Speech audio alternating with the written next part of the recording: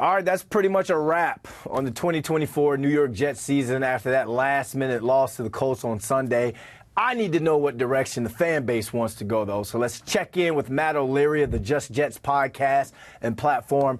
Matt, what's up, man? First and foremost, I'm sorry, bro. Every time we get you on is either after some sort of loss or something bad has happened. I apologize, but I don't make the vibes. I don't create the good vibes over at One Jets Drive, man. So sorry about that.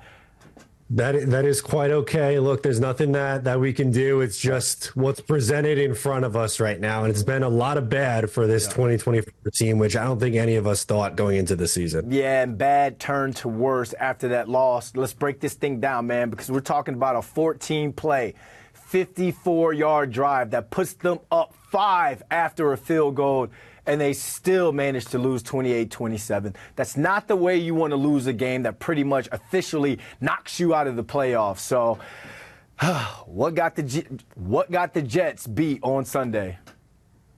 I think it's a mix of a lot of things in this one. In the first half, the offense was way underachieving. It took them till essentially the final 2 minutes of the first half to pick up their first down of the game. It was on their first scoring drive as well.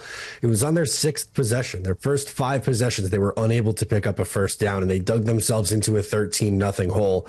And then in the second half, it's like the offense finally clicked a little bit. They started to finally get going and put up some points in this game, and then the defense falls apart. The Jets go up, and then they let a touchdown drive go down the field. Jets kick a field goal to make it a 5-point game. Then Anthony Richardson, who was benched just a couple of weeks ago for Joe Flacco, he drives them right down the field, is picking apart this Jets defense. They go up. Offense can't do anything. So, honestly, it's a mix of both. I can't just pinpoint it on one thing and say the offense was the only reason they lost or the defense was the only reason they lost. They are just a defeated, broken down team right now. Yeah. When we're talking about the offense, 253 total yards, 4 for 13 on third down. If you can't stay on the field, you don't belong on the field. And speaking of belonging, does a 41-year-old quarterback belong on the field? We're going to ask you, man, the season's pretty much over. If you're Woody Johnson, do you call Jeff Ulbrich to go with Tyrod Taylor? Do you think Aaron Rodgers makes another start for the Jets throughout his career? I think he does. I don't think they have the stones to make that kind of a call here. I'm not saying that his play has necessarily justified it. I mean, in the first half, it was really rough.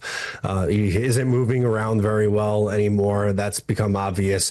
But now he's not seeing the field. It's scary. If you watch back the tape from the game yesterday, it looks like the offense when the Jets were throwing Zach Wilson or Tim Boyle out there. Their quarterback is just not seeing the field. He's late on throws. He's throwing behind receivers. I don't know if Tyrod would be a downgrade, an upgrade from that. He would be an upgrade from this, excuse me. He wouldn't be a downgrade, which is crazy to think because you think Aaron Rodgers, future Hall of Famer, one day he's got to be an upgrade over what they had. But I don't know if that's the case anymore. The guy just has not looked like the same player. And I think he's hurting them right now. Well, you said you don't know if they have the stones being coach, GM, Woody, Ambassador Woody. But what about the players, man? You're saying that he's not seeing the field. Balls are not, he doesn't have that same accuracy. If I'm Devontae Adams, Garrett Wilson, Conklin, these guys, I'm playing for a lot myself. I want to kind of try and save my season by getting some stats. You think the players would rather go with T2 over Rodgers?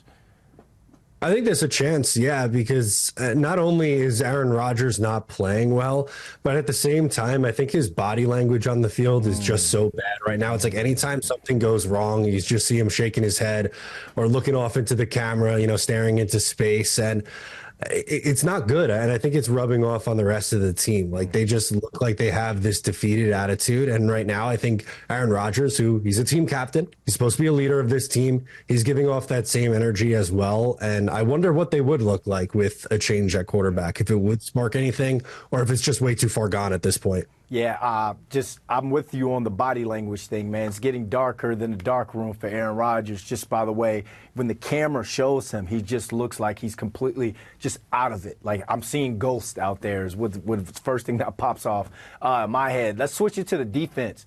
Outside of Quinnen Williams, this unit has been a major disappointment, Matt. How? Make it make sense on why this defense has not lived up to the expectations. I think where it starts for me is how much they tried to overhaul the defensive line and how much of a disaster that has been. It feels like every decision they made in the offseason was the wrong one. They let Bryce Huff walk. They trade for Hassan Reddick. It takes him, 7 weeks to get in, and he finally gets in and doesn't look like he's having an impact because he's missed, all of training camp OTAs and isn't really up to game speed. Jermaine Johnson gets hurt, which is unfortunate. They trade away John Franklin Myers for pennies and have to start Michael Clemens, who's costing them every week because he doesn't have, gap discipline in the run game, which is frustrating to watch. And then you have, Javon Kinlaw and Leaky Fotu on the interior, who were supposed to replace Quentin Jefferson and Al Woods. And I don't think either one of those guys have done an adequate job. So for me, I think the issues start up front and then work their way back. It also doesn't help when your third year corner, who was an all-pro his first 2 years, isn't looking like that same guy. So it's a mix of a lot of things, but the first thing that jumps out to me is all the changes on the defensive line. I think they significantly downgraded on that unit. All right, at this point, the season is what it is. This team are what they are. I don't know if that's good grammar or not. Let's talk about the fan base, though, man. How's the fan base going to approach the rest of the season? Like, you talk to them. They subscribe to your pod. Do they want wins? Do they want a tank? What's the vibes like in Jets land? I think this is about as bad as the vibes have ever been. And that's kind of crazy to say because, I was doing this in 2020 when they were a 2-14 team. But at least then everyone was in on the tank. Everyone knew like this team's not going anywhere. Let's just see if they lose. But now it's like they don't care. Like we're all numb to it, which is to me worse when you are so bad for so long that you make your passionate fan base numb to it. Is just the worst place that it could be right now. So vibes are really bad. I guess people are going to start looking at Tankathon and see where the Jets will end up in the draft. But in the back of everyone's minds, I think they believe that the Jets are going to win a meaningless game or two down the stretch to cost them draft positioning anyway. Oh, man. It's a tough place to be right now in New York football. Matt, tell the people they can find you, man. This was great. Absolutely. You can follow on social media and on YouTube at Matt O'Leary NY for all New York Jets content. And when they get that meaningless win, you're going to come on so we can talk after a win. We're going to get some good vibes here, I promise, man. Sounds like a plan. Thanks again for having me.